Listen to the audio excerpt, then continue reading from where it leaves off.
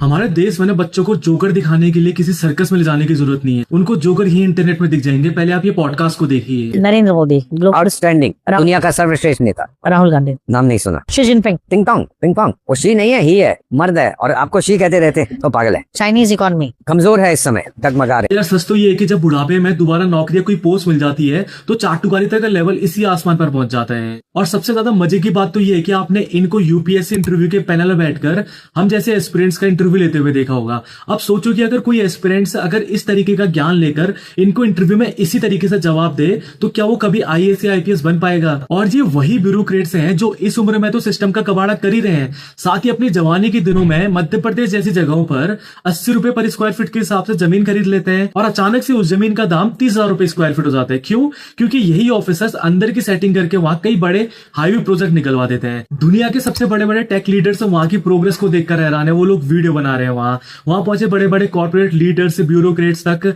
वहां के इंफ्रास्ट्रक्चर को देखकर हैरान है। और भाई हो भी क्यों ना, क्योंकि एक ऐसी कंट्री है जो ह्यूमनॉइड रोबोट बना रहा है जो आने वाले समय पर वहां के बॉर्डर्स पर सोल्जर के बदले खड़े रहे, और उसे ये डगमगाती हुई कंट्री कह रहे हैं। और देखो, अमेरिका के बड़े बड़े बिजनेस जाइंट अगर चाइना के चक्कर काट रहे हैं ना तो इसके पीछे सिर्फ दो बड़े रीजन हो सकते हैं।